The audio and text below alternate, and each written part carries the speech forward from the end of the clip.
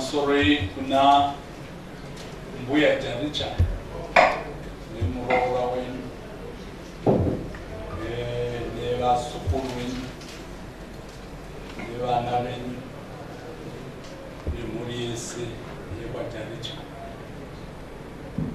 mati sekuru Joda kuti ndimukanchemese ndichipa kusowa kwangu zvikuru kune mwana wedu muningina wangu kana kuti mwana wangu nekuti ndiri mwana wa Jaricha baba vedu. Saka vana vakazouya isu tapo kundoti ndiri munhu unogara mumvura kugeza noratidzikazika 24 ere somewhere there.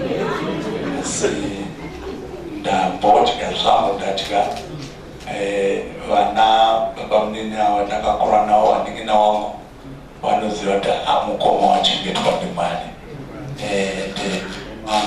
anoramba akanuna anoramba akanuna. Saka uyu mwana wendiri ndiri mai ndiri mwana mukuru wayowa. Saka tinoda kuti ndidaidze Dr. Fundisi Chabanja vauye pano vatitugamirire neprogramu iri pamberi pedu. Tinovakwazisa pamwechete nemhuri yavo yose. Masikati ano akadai tinoda kuti neurombo zvakanyanya kumhuri yose yekwa Jaricha, gogo Jaricha nefembi yese kwa Jaricha vese vari pano. Tinourombo zvikuru asi tichipembera zvakare nekuda kwamaendero akaita gamba redu baba vedu vari muno. Madiri akaita Mwari tese tichitenderwa kuona mukana wakadai. Vazhinji vamwe vanozofira pang'anga ari pakiwe n'anga azvozurudzwa nehama ane kung'anga ane kuvaprofita, but not with this man. Vakaenda on his own way yakasarudzwa naMwari. Tinoda kuverenga mashoko akanyorwa kubhuku ya Zvakazarwa chapter 14 verse 18. Pakanyorwa panoti ipapo ndakanzwa inzwi richibva kudenga richiti nyora kuti vakafa vanofira muna She vakaropafadzwa kubva zvino. Ndo zvinotaura mweya kuti vazorore pakubata kwavo kukuru nokuti mabasa avo anovatevera. Vakaropafadzwa vanofa vachifa muna Mwari. Vakaropafadzwa vanofa vari vaKristu. Vagoni zvavo ivavo vane mhanza yakanaka, vane laki vanofa vachifira muna Mwari. Ukanzwa history yavanga vachiita, indinoziva kuti iBhayibheri rinotaura po vanoti exercising inobatsira kuexercise kuyokyo. Vamwe vanomhanya, vamwe vanoenda for a walk, vamwe vanotakura masimbi vachiita ma-press ups, but not with him. His hobby was to wake up early, wash his body, having his breakfast, oenda kuchurch kudonamata every day. Every day. Ipapa pakazotorwa naMwari apa vakava kutoti vaende kunamata pakuchingogara pasi pakutoti mai ndichakwanisa, then off he went. We admire the way yakadaro, kwete kuti munhu anenge atombotambudzika kudini asi Mwari vakamutora nematorero akanaka. Iro Bhayibheri rinotiro kuna mabasa apostle chapter 17 verse 26-30 inoti iyo Mwari wakasika marudzi ose evanhu akavapa nzvimbo dzokugara akavatemera nguva dzokubva pano panyika. Mwari vakazviitira kuti timutsvage timutsvanzvadzire kunyange asiri kure nomwe wedu. Saka tinopembera tiziva kutora shoko pamberi paMwari. We are satisfied kuti munhu vari izvino vari muparadiso muna Mwari kudenga. Vabuda muviri waiwanetsa, he went to heaven. Saka dambudziko ripo tiri isusu kuti dai tatsvaga Mwari wacho timutsvanzvadzire the way he was doing. Ndaitaura nagogo Jaricha musi wandakasvika the first day mari mwezuro. Ndikanai mama tinoziva ndiona zvino tinozviziva mufundisi kuti waenda kudenga. Asi kunyange munhu akati ndichamboenda kwaMutare ndichatsoka mangwana kunga unochema wone kuti makutoenda. Munhu achienda kwaMutare achidzoka achidzoka kungoshanya chete achidzoka. What more about munhu anenge akuenda kuti ndakubva ndakuenda zvachose ndo zvinotichemedza kunyange tichiziva kwaanenge aenda. Karopafadzwa anofanira muna Mwari. I want to say to us, all of us who are here, relatives and friends and various church members, taura chokwadi pamberi paMwari kana tikazanamata Mwari mumweya nemuzokwadi atichaonana naye nokuti aenda nzvimbo inoenda vatsvene paradiso. Asi kana tikazanamata tikasatendeuka hatizoendi kwaanoenda iye. Nzvimbo inoenda vanhu vanenge vafa vasinganamati inoenda inonzi Hades, a suffering place. Saka chinotodiwa kutotendeuka. If we don't repent right now, we'll never see him again or meet with him because we are separated. Negulf iripo vanofa vachinamata Mwari semafire aenda kuna Mwari. Kumbusha kudenga kunoendwa hama dzangu. Bhaibheri hapana munhu anorarama akasaona rufu. Hapana anozvirwira pamuromo weshori. Kana tichirarama tinoraramira Ishe. Kana tichifa tinofira Ishe. Saka kana tichifa tirarama tiri vashe. Kureva kuti hapana munhu anozosarudza kuti ini ndasarudza kuti ndichimboenda manje. Hapana munhu anodaro. Kana kuti ini ndakuda kuti ndichifa. Asi Mwari ndiye anotitarira mugano. Bhaibheri munhu akabarwa nemukadzi panyika pana nemazuva mashoma azere nokutambudzika akatemerwa mugano yasingatenderwi kudarika. But with him Mwari wanga vamunyevera. Ana mai vaitaura kuti ita kufunga ndakumboendeni. So mama kuti ndikusiye. You are saying these words to the mother. Mama kuti ndikusiye. Ndikusiye imani. Mama kuchitekezvanzi aiwa ndafunga asi ndikusiye. But this year ndakutaura kuti ndakufunga kuti ndichiendeni. Kunyeverwa naMwari. Bhaibheri rinotiro Abrahama pakasvika varume vaya vatatu vatumwa vaya akavagamuchira zvikanzi tingavanzira here Abrahama zvinhu zvakadai. Vamwe vanhu vataurwa secret naMwari. Matsvagire aita Mwari kuti every morning every day aenda kuchechi achinamata. Izvozvo zvaiita kuti anga akuziva system yaMwari nozvinoda Mwari. Azorova ake aenda. David akati mwana waenda achadzoki. Ini ndingatevera. Tinofana kuchema tine tariro. Bhaibheri rinotiro ndarwa kurwa kwakanaka. Ndapedza rwendo rwangu. Ndachengeta kutenda. He fought a good fight of faith. Akachengeta rwendo rwese kutenda kwake. Iye zvino azorora munashe. Tinoda kutenda Mwari. Tinoda kutenda Mwari. Nguva inenge timbozoramba kuna chaplain vedu, chaplain general vedu, CG.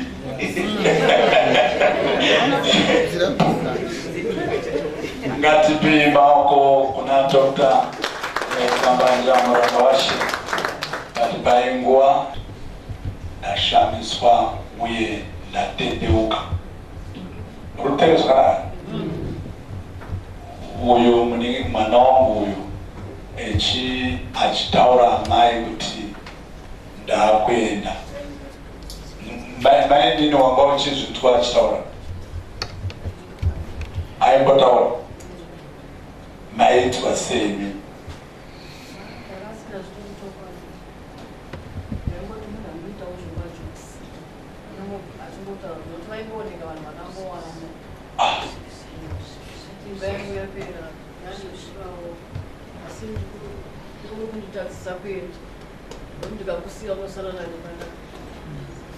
Angaine moyo miri. Umo kule mukatsi kuti asale nekukatsi. Umo kwende kunyasha dzanga ari kunongedzerwa ngemweya. Obva azodecide kuti zvemukatsi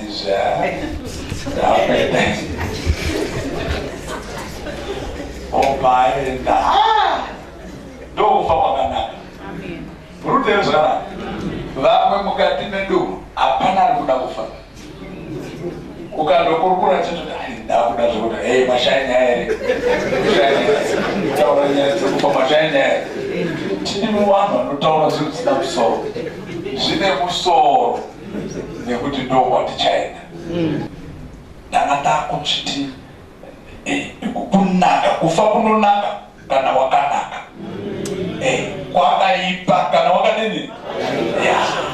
Ino kune vanhu vari gripped wakanamatira zviro zvepasi. vanonetsa kufambawo havambooneki nekuti they are not sure kuti kwakamira sei kudenga kwakanaka. Ndarangirwa handisi kuda kufumaira asi ndiri kuda kuti ndibvume kukomborerwa kwandaitwa mazvita munhu waMwari. Mwari wakukomborerei. So tichanga tiripo manero, tinonga tiripo, tinozoita kuti svikewo korwadzika mudikani uyu waenda kumusha. Izvi hazvina zvekumbotswera kudhauta kuti uko kwakazvinetaura zviya kundoti mukaona mumwe munhu akabata bhaibheri kwakuti uya akasaenda kudenga uyu waenda denga wako kudenga koba uri mafuo. Zvino uyu is definite in the name of Jesus. Tafara ndazizwa ovasiya mugare kunoko mugare apo petakuda kuchikoka. Now tiri kukumbira mukoma Joseph kuti vabate maoko kumhuri yekwaJaricha iri pano. Mushure mekunga mukoma Joseph wabata maoko, vafundisi vedu munouya momira panapa, momira pano kusanganisa nachaplain wedu. Mwari wakuitirei zvakanaka.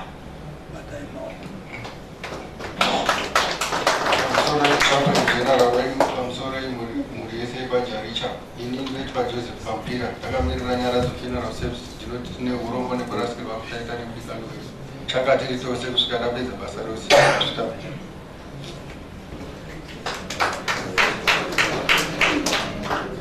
Ndanga ndichida kuti angoti ini ndinoti Joseph.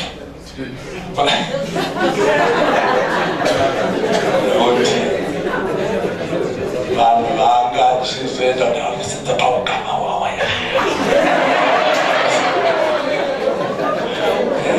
Saka ndangoti mukoma Joe batai maoko ino yabva adzopfuurira mberi.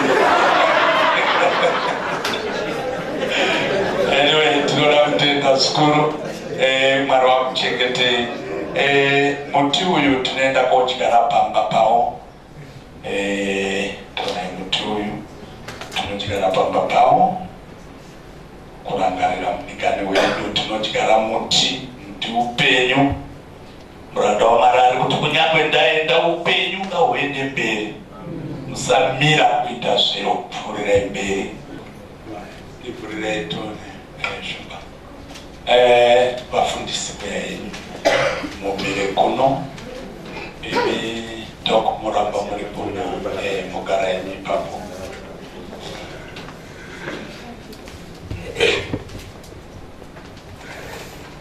Vafundisi vei director Mutskuya.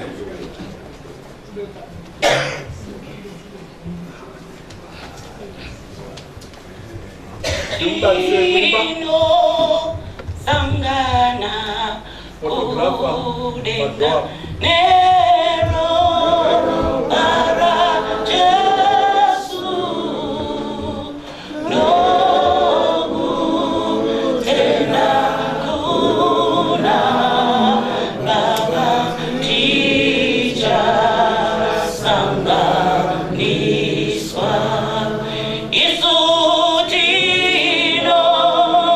sangana kudenga nero para Jesu amana tena kuna baba tija sanganiswa elda famba famba famba famba famba signoro yoro famba famba famba famba famba signoro yoro baba famba famba famba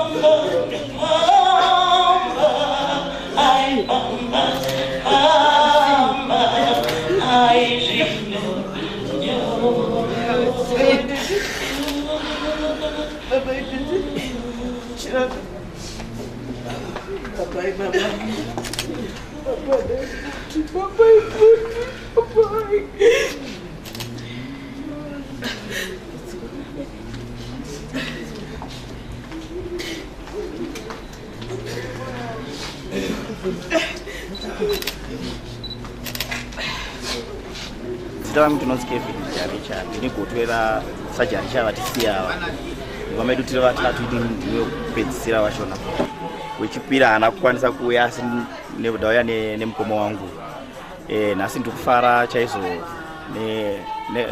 ndingangoti ndikufara because baba vangu vafa vachinamata saka ndikuziva kuti right now vari mudenga looking down on us vachicelebrate vachindiona sezvo handikutotaura dai so baba vangu actually he made me what I am today. Takakura ku Glenville hatina kukura tine mari inoshamisira but one thing chandakafarira baba vangu vaitimanikidza kuenda kuchikoro and hakuna zuva ratakamboregerana kuchikoro nekuti mudhara wangu anga asina kubhadhara school fees. Mudhara wangu aida kuti tidzidze and baba vangu ini ndakakura ndichida kutamba bhora. Baba vangu vasina vangasikade nditambe bhora saka I remember this at the time ndaigona bhora zvogona bhora zve but kuti ndiregere bhora zvanga zvisingaiti saka ndaisateerera mudhara wangu saka ndaitotamba bhora racho ndoviga taiti tikatamba bhora taipiwa kana majezi but ndaitoti ndikatamba ndaipasa mwana unondiwachira wazondigira majezi angu mande. Those are my father, how strict he was, how he wanted us to achieve academics. So right now ndikufara. I just hope kuti vaya vaseta iyo ndichakwanisa kuiricha because right now ndakutokuda zvokunamata because I really need to be with him wherever we are going there kana kudenga ikoko saka right now ndikufara. One thing chandikwanisa kuvavimbisa ndechekuti mudzimai wavo mai vangu ndichavachengeta chaizvo. I know he was worried. He really wanted to go to heaven but he was worried about his wife. Aida mudzimai wavo baba vangu ende ndovakatotidzidzisa kuti tide vadzimai vedu. I respect my wife nekubudikidza nemudhara wangu saka ndinoti nemashoko aya mudhara wangu ausiyo ende ndichinokudai chaizvo masvita. My name is Dennis Tendai Charles Jaricha. Brother to Archway Gordon Jaricha, the man who has gathered us today here for his funeral. Yes, we call it a celebration because we know the path that he has passed through, we know the route that he has taken, and we know that here lies a man who was prepared to go because he had already paved his way and he was confident of where he was going. Archway Gordon Jaricha, 68 years, is my brother, like I said, the second born in our family. We were 10. The other 3 have already gone to the Lord before. He is the 4th one, and now we've got another 6. We're still going on. But what I would like to say before I say so many things is that we as a Jaricha family, we've gone through our tribulations as well. We've gone through tests, trials, we've gone through hard times, but we have not forgotten that we've also gone through joy, and our joy is in the Lord. So we soldier on. Whatever happens, we are not going to be asking so many questions. how did he die? How did he? Because what kills is not disease or whatever. It is the time that the Lord has given. I remember this brother of mine because of his dedication to the Lord. He's a man who has traveled a long way in the Lord. He's been a member of Jaricha from the time he was a youth, and he was one of those vibrant youths that we had in the early 70s who were so dedicated and who were so focused on the doctrine of Jesus Christ. We could not divert them from their focus on the Lord. So he grew up in church. He's actually a person who did not come to church for the sake of attending church programs, but he knew his Lord. And for information, here is a man who had a record of attending prayer session at his local church on a daily basis for 2 years without any break. The only time he didn't attend the church program was when he died. And he died on his way going to church. Because while people were saying, why don't you go and get some treatment for your chest pains? He was saying, I want to be ready to go to church instead. So this is the kind of man you're talking about. I know that when you create such a passion, you create yourself a way to communicate with the Lord. Because you create a ministry that, you know, if you continue with it, you find joy in it. While other people feel very difficult to spend time in the presence of the Lord, they are more interested in doing other types of ministries where money is involved or where other people recognize what good work you do. This man was different. He never thought about it. He became a pillar of the church, of the family and the church as well. We Jarichas, we always say that he was our deposit box, our prayer deposit box. Anybody who had a prayer problem, he had to just call him and say, Father or brother or whatever it is, pray for me, I've got this problem. Pray for me, I'm having a problem in my house, domestic problem. Pray for me, I'm looking for a job. Pray for me, I'm traveling outside the country. Pray for me, all those things. And he would say, things will work out. He did really pray, and we find that the Jaricha family is spread all over. Some people are in Switzerland, some people are in USA, some are in Australia, New Zealand. We have some in South Africa. All over the show we've got Jarichas, and they all will deposit their prayers in this man. Yeah. What I can simply say that I thank God because my brother was not after money. He never made money anything of importance to him. He was not a poor man, yes, but he was not a rich man, because I believe the Lord never gave him too much, because he didn't want him to lose his focus on the ministry that he had given him, the ministry of praying for the people that are in the family. And he found joy in that. He did that without anybody pushing him. Because, you know, this is the ministry that is so important to God, because once you come and fellowship with God, you come into his presence, that is what God wants. Because the Bible says that those who worship him must worship him in spirit and in truth, because God is seeking such to worship him. We are sad, but we are happy, because we know where he has gone to. What you are saying, that even if I encourage other members of the family, is that let's continue looking up to God. If you want to meet our brother, let's look for this God. Let's create an atmosphere of worship, so that we will join him with joy, and we'll talk about all the victories that we've had in this world. So this is Archway for you. He's a man who's going to be with the Lord. He has left his wife. Of course, we as a family, we always come together to look after widows in the family. We've got so many of them, widows in the family. We look after them. So she should not be desperate. We have told her already that don't worry, you are part of the family. Just forget that you are going to have an extra problem, because the family is going to look for you. So I'm saying to the Jaricha family, to Mbuya Jaricha especially, she is still a mother, still alive. She has lost 4 of her 10 children now, but you know how it feels. She says, why don't I go first? Why do you have the children go? But we're saying God has got his timetable. He who has done his ministry and finished this job must go. As it said in Colossians chapter 4, verse 17, I always want to quote this thing, because it says, tell Archipas, take heed of the ministry that you have received from the Lord and fulfill it. Archway has done that. He took heed of the ministry that the Lord had given him, and he fulfilled it. Thank you. Mwari wedu wakarurama mustarashe Jesu Kristu. Tinokutendai nekutungamira kwenyu kusvika pano pamusha muranda wenyu uyu tasvika nawo mutumbi wenyu. Tinokutendai nekutungamira kwose murunyararo kudzikama. Nhasi baba tinoramba tichikumbira kudzikama kwose kunodikanwa kuti tinonyaradzwa nesoko renyu. Tasvika pano taungana pamusha uno pamusha wake apa aigara apa atamuisa zvimutumbi wake zuva renhasi uno kutangira rwendo baba kuti tigone kupedza basa rose zuva remangwana.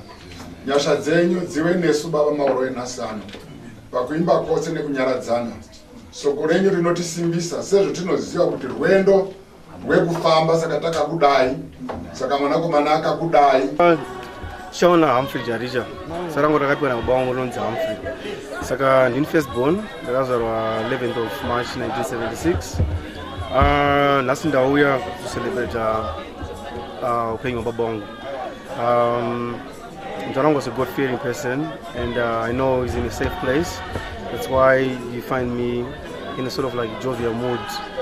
Deep down, yes, I am sad, but you know, Mtarango, he pretty much didn't want to be here anymore because he felt like he'd already served the purpose. He's raised us, there's 3 of us in my family.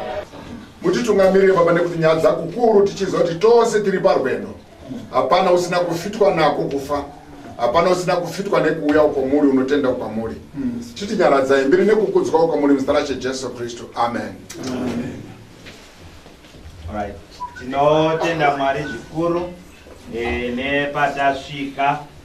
Totenda kuti tichazopfurira mberi tichiimbirwa, asi urongwa hwedu unotaura kuti tiri pano kana 9 dzakwana tichazomuvha mutumbi wa elder vedu toenda paregion 2 pachurch kuno kuChurchstone torara ipapo, then mangwana na 9 tinenge takusumudza zvemutumbi tichienda nawo kumain church kudistrict kumain way kuwork. Mtarango munhu anga ari intellectual, munhu aida zvemabhuku, munhu aida kuti isu vana vake tibudiriwo as well.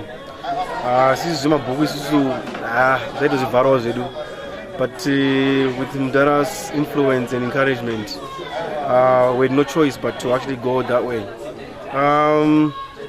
You know, he had a certain way that he wanted us, you know, to follow things like photography and what have you, but unfortunately it wasn't our calling. So he was never happy about that because we never followed that pattern. And but you know, with people, all of people who are here today, it's testament of what kind of a good person he was, you know. And also now I couldn't believe it because I wasn't really expecting to be that sudden. But I didn't realize that it was going to get to this point as quickly as it did, you know. But like I said, I mean, I'm here to celebrate my father's life, and we'll try by all means, you know, to carry on his legacy. We used to say we used to embarrass him, but we'll try by all means to minimize embarrassing. That's all I can say, you know. Oh, well dead, we'll miss you a lot. Bless.